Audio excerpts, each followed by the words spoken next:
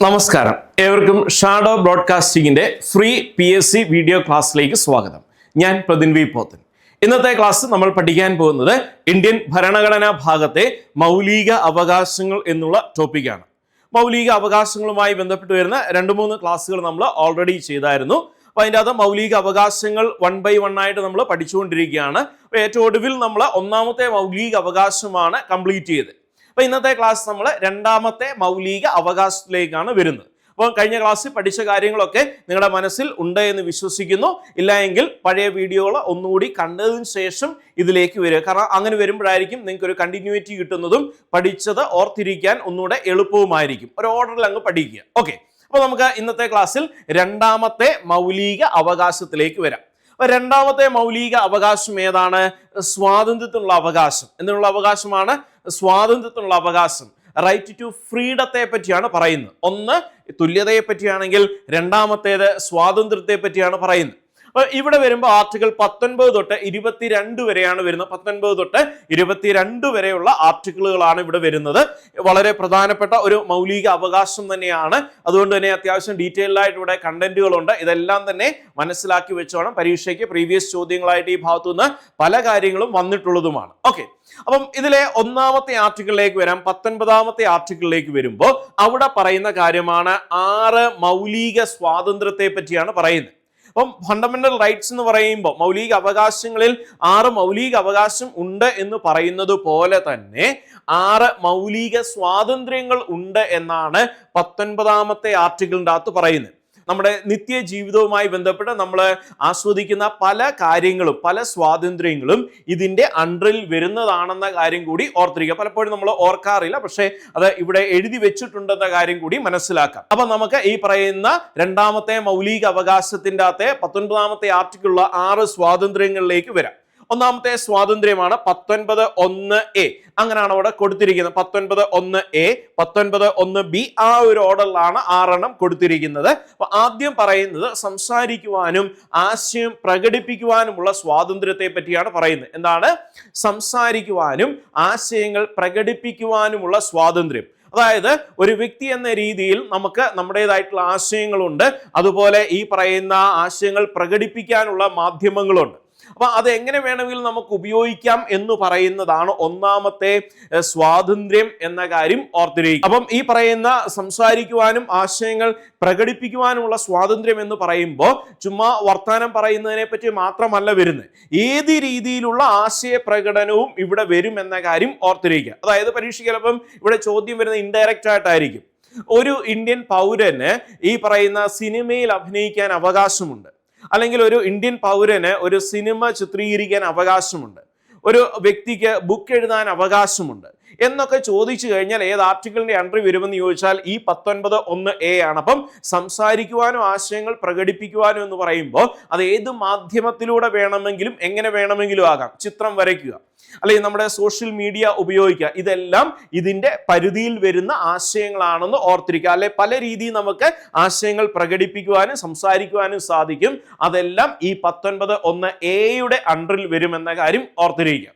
അപ്പൊ അങ്ങനെ ഈ പറയുന്ന സംസാരിക്കുവാനും ആശയങ്ങൾ പ്രകടിപ്പിക്കുവാനുമുള്ള സ്വാതന്ത്ര്യം ഉണ്ടെങ്കിൽ തീർച്ചയായിട്ടും നമുക്ക് ഒന്നിച്ചു കൂടിയിരുന്ന് സംസാരിക്കാമല്ലോ. അതിനെ പറ്റിയാണ് 2ാമത്തെ സ്വാതന്ത്ര്യമായിട്ട് പറയുന്നത്. 19(1)B പറയുന്നു സമാധാനപരമായിട്ടും ആയുധങ്ങൾ കൂടാതെയും സമ്മേളിക്കുവാനുള്ള സ്വാതന്ത്ര്യമുണ്ട്. അപ്പം 1ാമത്തേൻ്റെ അകത്ത് പറഞ്ഞ് സംസാരിക്കാനുള്ള സ്വാതന്ത്ര്യമുണ്ടെന്ന്. അപ്പൊ സംസാരിക്കാനുള്ള സ്വാതന്ത്ര്യമുണ്ടെങ്കിൽ 5-6 പേരെ ഒന്നിച്ചു വിളിച്ചിരുത്തി നമുക്ക് സംസാരിക്കാമല്ലോ.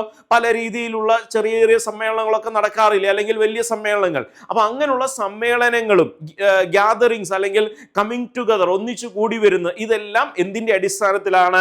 ആർട്ടിക്കിൾ 19(1)B അടിസ്ഥാനത്തിലാണ്. അപ്പൊ അവിടെ പറയുന്നു സമാധാനപരമായിട്ട് ഒന്നിച്ച് ഇരിക്കാനുള്ള അവസരമുണ്ട്, അല്ലെങ്കിൽ ഒന്നിച്ചു കൂടി വരാനുള്ള സ്വാതന്ത്ര്യമുണ്ടെന്നാണ് പറയുന്നത്. പക്ഷെ അവിടെ പറയുന്നുണ്ട് അങ്ങനെ കൂടി വരുമ്പോൾ അവിടെ ഈ പറയുന്ന ആയുധങ്ങളൊന്നും ഉണ്ടായിരിക്കാൻ പാടില്ല. അതായത് രാജ്യത്തിനെതിരായിട്ടൊരു ഗൂഢാലോചന നടത്താൻ ഒന്നിച്ചു കൂടാൻ അവകാശമുണ്ടോ എന്ന് ചോദിച്ചാൽ ഇല്ല. പക്ഷെ സമാധാനപരമായിട്ട് ഒന്നിച്ചു കൂടി വരാനുള്ള സ്വാതന്ത്ര്യം ഭരണഘടന തന്നെ നമുക്ക് നൽകുന്നുണ്ടെന്ന കാര്യം ഓർത്തിരിക്കുക.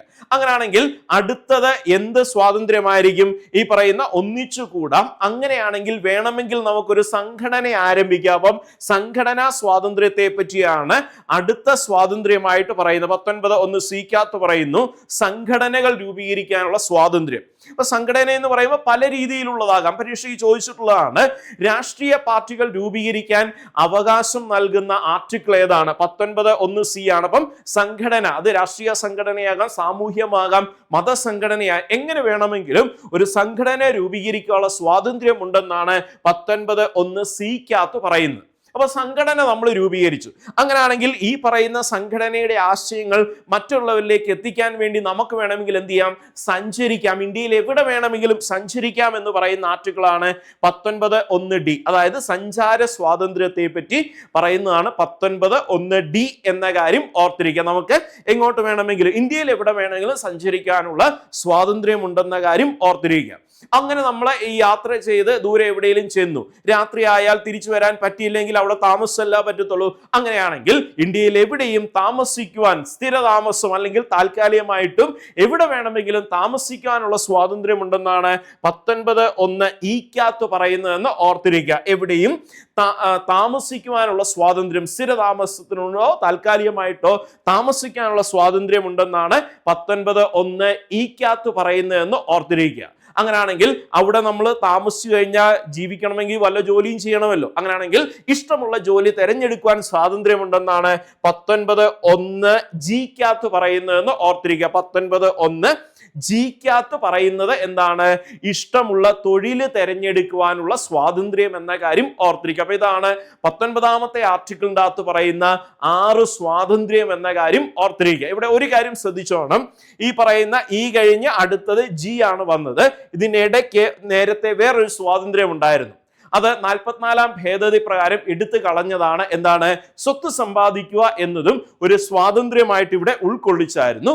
എന്നാൽ റൈറ്റ് ടു പ്രോപ്പർട്ടി, മൗലിക അവകാശം എടുത്തു കളഞ്ഞ സമയത്ത് ഇവിടെ അത് എടുത്തു കളഞ്ഞു. അതുകൊണ്ടാണ് ഈ കഴിഞ്ഞ് G വരുന്നത് എന്ന കാര്യം കൂടി ശ്രദ്ധിച്ചോണം. അപ്പൊ നിലവിൽ എത്ര സ്വാതന്ത്ര്യം ഉണ്ടെന്ന് ചോദിച്ചാൽ 6 സ്വാതന്ത്ര്യം. ഏതൊക്കെയാണ്? സംസാരിക്കുവാനും, ആശയങ്ങൾ പ്രകടിപ്പിക്കുവാനും, അതുപോലെ ഒന്നിച്ചു കൂടാന്, അതുപോലെ സംഘടനകൾ സ്ഥാപിക്കുവാന്, സഞ്ചരിക്കുവാന്, സ്ഥിരതാമസം, തൊഴിൽ തിരഞ്ഞെടുക്കുവാനുള്ള സ്വാതന്ത്ര്യം.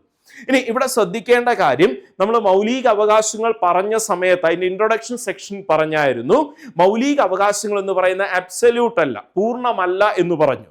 അതിൻ്റെ അകത്ത് ചെറിയ നിയന്ത്രണങ്ങൾ കൊണ്ടുവരാൻ ഗവൺമെന്റിന് സാധിക്കും. അപ്പൊ അവിടെ ശ്രദ്ധിക്കുക, ഈ പറഞ്ഞ 6 മൗലിക അവകാശങ്ങൾ ഇന്ത്യൻ പൗരന്മാർക്ക് മാത്രമേ ഉള്ളൂ. ഇനി ഇന്ത്യൻ പൗരന്മാർക്ക് ഈ പറയുന്ന സ്വാതന്ത്ര്യം എല്ലായ്പ്പോഴും ഉപയോഗിക്കാനും പറ്റത്തില്ല. ഇതിന് അതിൻ്റെതായിട്ടുള്ള നിയന്ത്രണങ്ങൾ കൊണ്ടുവരാൻ രാജ്യത്തിന് സാധിക്കും. ഇപ്പം ഒരു എക്സാമ്പിൾ പറയാം. സഞ്ചാര സ്വാതന്ത്ര്യം ഉണ്ടെന്ന് ഇവിടെ പറഞ്ഞിട്ടുണ്ട്. ഈ കഴിഞ്ഞിടെ കോവിഡ് വന്ന സമയത്ത് ഈ പറയുന്ന സഞ്ചാര സ്വാതന്ത്ര്യം നമുക്കുണ്ടായിരുന്നോ? ഇല്ലല്ലോ. ഗവൺമെന്റ് അത് നിഷേധിച്ചല്ലോ. ഓക്കെ, അപ്പം സാഹചര്യങ്ങളുടെയും ഒക്കെ അടിസ്ഥാനത്തിൽ ഗവൺമെന്റിന് ഈ പറയുന്ന സ്വാതന്ത്ര്യങ്ങളിൽ നിയന്ത്രണങ്ങൾ കൊണ്ടുവരാനുള്ള അവകാശമുണ്ട്. അപ്പം ഇതൊരിക്കലും പൂർണ്ണമല്ല, അല്ലെങ്കിൽ ഇഷ്ടമുള്ള പോലെ ഉപയോഗിക്കുക എന്നുള്ളതല്ല. സമൂഹത്തിന്റെ നന്മയ്ക്ക് വേണ്ടി അല്ലെങ്കിൽ സമൂഹത്തിന്റെ നന്മയുടെ കരുതി ഗവൺമെന്റ് നൽകുന്ന നിർദ്ദേശങ്ങൾ പാലിച്ചുകൊണ്ട് മാത്രമേ ഈ സ്വാതന്ത്ര്യം നമുക്ക് ഉപയോഗിക്കാൻ സാധിക്കത്തുള്ളൂ എന്ന കാര്യം കൂടി ഇവിടെ ഒന്ന് മനസ്സിലാക്കി വെച്ചിരിക്കണം. ഇനി അടുത്തതായിട്ട് ഈ പറയുന്ന സ്വാതന്ത്ര്യവുമായി ബന്ധപ്പെട്ട് ഓർത്തിരിക്കേണ്ട മറ്റു ചില വസ്തുതകളുണ്ട്. കഴിഞ്ഞിടെ പല പരീക്ഷയിലും ചോദ്യമായിട്ടുള്ള കാര്യമാണ്. നമ്മുടെ ഭരണഘടനയ്ക്കകത്തുള്ള ഒരു ആശയമാണ് എമർജൻസി എന്ന് പറയുന്ന കാര്യം. പിന്നീട് നമ്മൾ അതിന്റെ ഡീറ്റെയിൽസിലേക്ക് വരുന്നതായിരിക്കും. 3 തരത്തിലുള്ള എമർജൻസികളാണുള്ളത്. ദേശീയ തരത്തിലുള്ള emergency, national emergency, state emergency, financial emergency. അപ്പൊ അങ്ങനെ എമർജൻസി വരുന്ന സമയത്ത് ഈ പറയുന്ന സ്വാതന്ത്ര്യം 6 എണ്ണം ഉള്ളത് വേണമെങ്കിൽ നിർത്തലാക്കാം. അതിനെപ്പറ്റിയാണ് ആർട്ടിക്കിൾ 358 അകത്ത് പറയുന്നത്. ആർട്ടിക്കിൾ 358 പറയുന്നു, വൈദേശിക ആക്രമണമോ യുദ്ധമോ ഉള്ള സാഹചര്യങ്ങളിൽ ആർട്ടിക്കിൾ 19 നിരോധിക്കാൻ സാധിക്കും. അതായത് നാഷണൽ എമർജൻസി പ്രഖ്യാപിക്കുന്നു ഏത് സാഹചര്യത്തിൽ? വൈദേശിക ആക്രമണമോ യുദ്ധമോ ഉണ്ടാകുമ്പോൾ എമർജൻസി ഡിക്ലെയർ ചെയ്താൽ ആർട്ടിക്കിൾ 19 സർക്കാരിന് എന്ത് ചെയ്യാം? നിരോധിക്കാമെന്ന് ഓർത്തിരിക്കുക. അപ്പൊ അങ്ങനെ വരുമ്പോൾ ഈ സഞ്ചാര സ്വാതന്ത്ര്യം ഉണ്ടെന്നോ ആശയങ്ങൾ പ്രകടിപ്പിക്കാൻ സ്വാതന്ത്ര്യമുണ്ടെന്നോ പറഞ്ഞ് മുന്നോട്ട് പോയാൽ പോലീസ് പിടിച്ച് ജയിലിലിടുമെന്ന കാര്യം ഓർത്തിരിക്കുക. ഇനി അടുത്ത ഒരു കാര്യം കൂടി ശ്രദ്ധിച്ചോണം. സായുധ വിപ്ലവത്തിന്റെ അടിസ്ഥാനത്തിലാണ് ദേശീയ അടിയന്തരാവസ്ഥ പ്രഖ്യാപിക്കുന്നതെങ്കിൽ ഒരു കാരണവശാലും ആർട്ടിക്കിൾ 19 സസ്പെൻഡ് ചെയ്യാൻ പാടില്ല എന്ന് നിർദ്ദേശിച്ച ഭേദഗതിയാണ് 44-ാം ഭേദഗതി എന്ന് ഓർത്തിരുന്നോണം. എന്താണ്? ദേശീയ അടിയന്തരാവസ്ഥ പ്രഖ്യാപിക്കുന്നതിന് പല കാരണങ്ങളുണ്ട്. അതിലൊന്ന് വൈദേശിക ആക്രമണം, മറ്റൊന്ന് യുദ്ധമാണ്, മറ്റൊരു കാരണമാണ് സായുധ വിപ്ലവം. അപ്പം വൈദേശിക ആക്രമണമോ യുദ്ധമോ വരുമ്പോൾ ഇത് സസ്പെൻഡ് ചെയ്യും. എന്നാൽ സായുധ വിപ്ലവത്തിന്റെ അടിസ്ഥാനത്തിലാണ് എമർജൻസി ഡിക്ലെയർ ചെയ്യുന്നതെങ്കിൽ ഈ 19 ഒരു കാരണവശാലും സസ്പെൻഡ് ചെയ്യല്ല, ക്യാൻസൽ ചെയ്യല്ല എന്ന് പറയുന്ന ഭരണഘടനാ ഭേദഗതിയാണ് 44-ാം ഭേദഗതി. അത് നടന്ന വർഷം 1978. അപ്പൊ ഇത്രയും കാര്യങ്ങൾ 19-ാമത്തെ ആർട്ടിക്കിളുമായി ബന്ധപ്പെട്ട് നമ്മൾ മനസ്സിലാക്കിയിരിക്കേണ്ട അടിസ്ഥാനപരമായിട്ടുള്ള വസ്തുതകളാണ്. അപ്പം ഈ പറഞ്ഞ കാര്യങ്ങളെല്ലാം ക്ലിയർ ആയല്ലോ? ഓക്കെ, അങ്ങനെയാണെന്നുണ്ടെങ്കിൽ നമുക്ക് അടുത്ത ആർട്ടിക്കിളിലേക്ക് വരാം, അല്ലെങ്കിൽ അടുത്തതായിട്ട് എന്താണെന്ന് നമുക്ക് നോക്കാം. അടുത്ത ആർട്ടിക്കിളിലേക്ക് വന്നു കഴിഞ്ഞാൽ 20-ാമത്തെ ആർട്ടിക്കിളാണ്.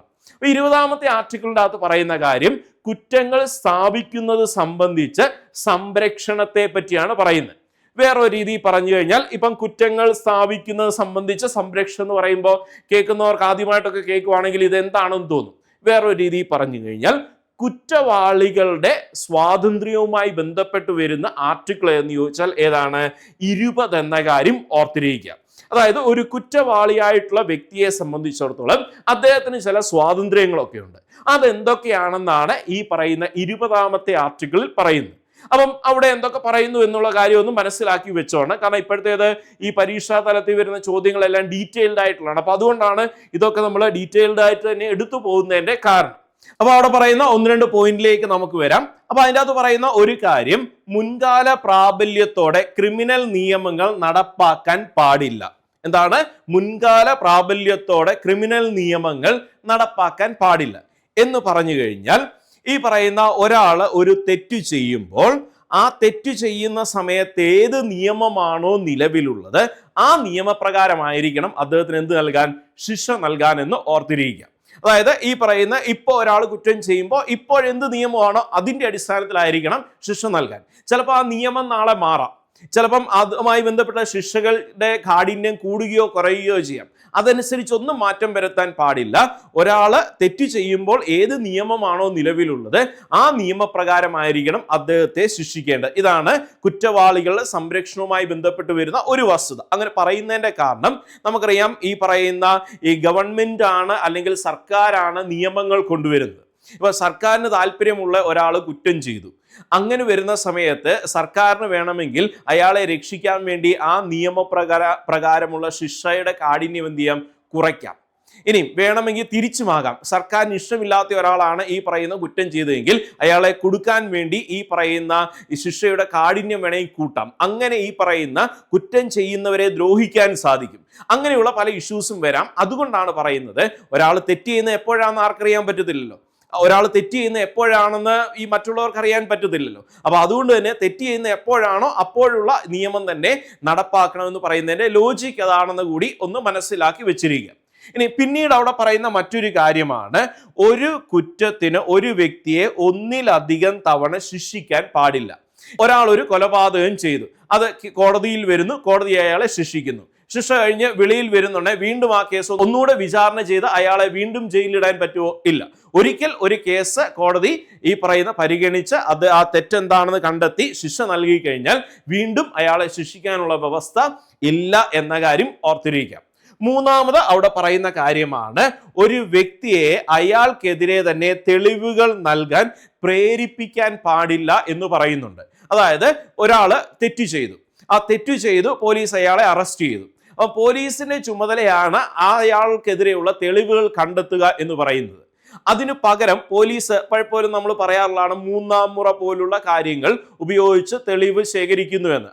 അതായത് ഈ പറയുന്ന അറസ്റ്റ് ചെയ്തുകൊണ്ട് വന്ന ആളിനെ ബലം പ്രയോഗിച്ച് ഈ പറയുന്ന നിങ്ങൾ ചെയ്ത തെറ്റിതാണ് സമ്മതിക്കണം എന്ന് പറഞ്ഞ് അയാളെ ശാരീരികപരമായിട്ടോ മാനസികപരമായിട്ടോ പീഡിപ്പിച്ച് തെളിവുകൾ ശേഖരിക്കുന്ന പല സാഹചര്യങ്ങളുണ്ട്.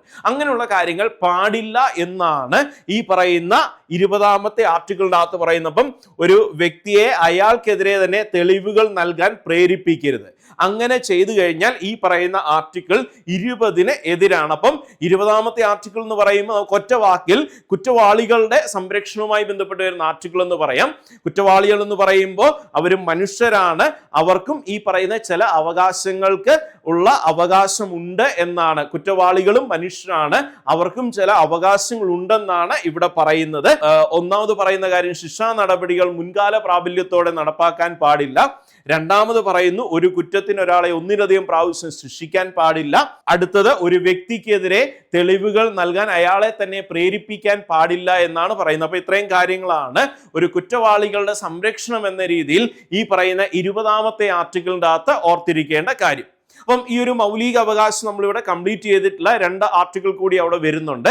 അത് നമ്മൾ അടുത്ത ക്ലാസ്സിലായിരിക്കും ഇതിന്റെ കണ്ടിന്യൂവേഷൻ എന്ന രീതിയിൽ ഡിസ്കസ് ചെയ്യുന്നത്. അപ്പോൾ ഇന്നത്തെ ക്ലാസ് ഇവിടെ നമ്മൾ വൈൻഡപ്പ് ചെയ്യുകയാണ്. മറ്റൊരു ക്ലാസ്സിൽ വീണ്ടും കണ്ടുമുട്ടാം. ഏവർക്കും നന്ദി.